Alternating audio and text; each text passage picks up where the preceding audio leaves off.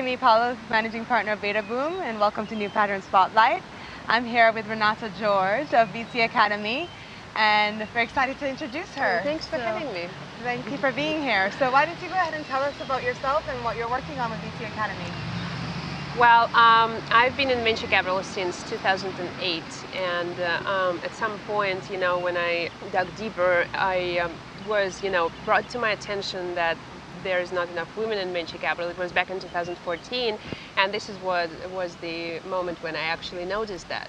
I had not noticed that before because, well, nobody did. Yeah. Because we thought that this is kind of a natural thing, that women just don't like venture capital, so they don't go, into venture capital. They don't like to be tech entrepreneurs, so there's, that's that thing. But when you actually start, learning about that and doing the research for yourself, not just, if you don't see any studies, it doesn't mean that it doesn't exist. The problem doesn't exist. So I really, decided to dig deep into this issue, and I did it for myself in the first place to understand why that was happening. So at that point, we decided to find all the women who actually make investment decisions in the United States, and it was end of 2014, beginning of 2015. We found almost 300 of them, and many of them, have retired since then.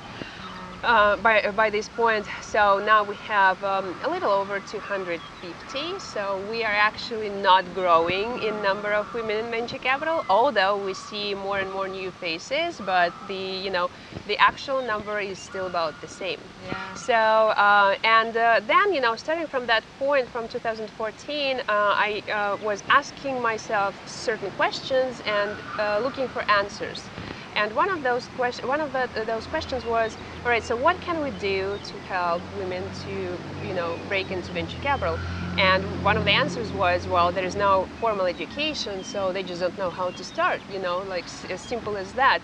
They don't necessarily have to start at general partners, but they don't even know how to, be hired at venture capital firms unless they have a network.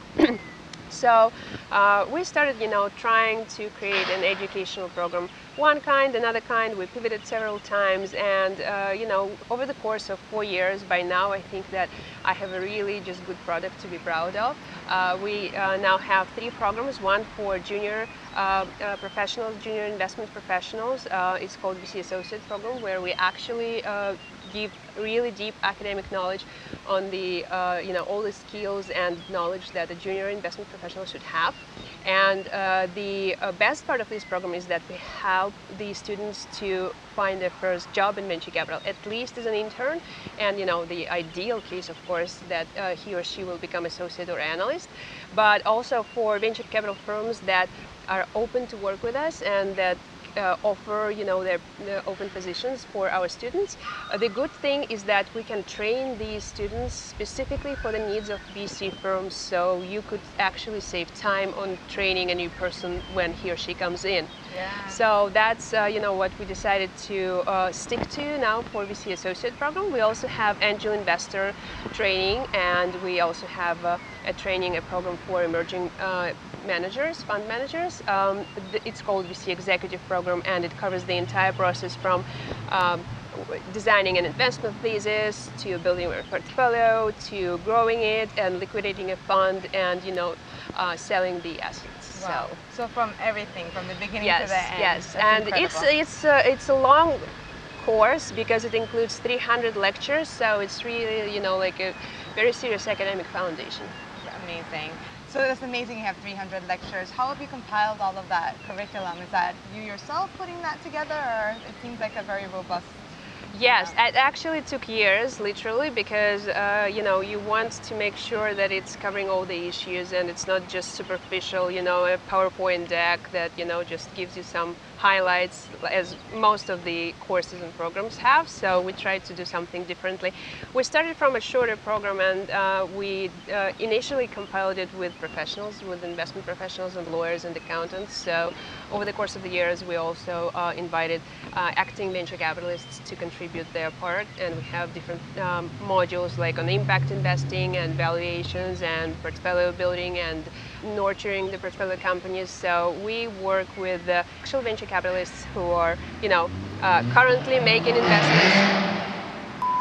and they share their experience with our students. That is amazing. That's incredible. So what, in terms of the partners you're finding for VC, what has been their reception in terms of working with you on this? It's something new in the market because there is no program, no organization that actually trains people, for junior roles. And whoever just comes with a certain set of skills, and usually we see that VC firms require a background either in investment banking or another VC firm or private equity or something else. This is the way how they show what skills and knowledge they would need this person to have. So that was the only case. So our program is created to be yet another alternative to that, and say that, hey, I don't have neither of those, but I actually studied this from scratch, from A to Z, and this is what I know. And ideally, because we work with VC firms at the beginning of each cohort, so we know up front, who has open positions to work with our students. We can also train our students to the needs of each specific VC firm. That's so, great. for example, you have very specific guidelines on how you're deal sourcing, how you're evaluating your startups according to your investment thesis. So we can actually pick with you one or two students that you find the best fit, and then we train them according to your guidelines. Great. Is this all remote, or do they have to come and be in a place for you? It is available remote, and also, if they want to meet with their mentors and coaches in person, they can do that. Well, of course, it depends on the location. Yeah, that's excellent.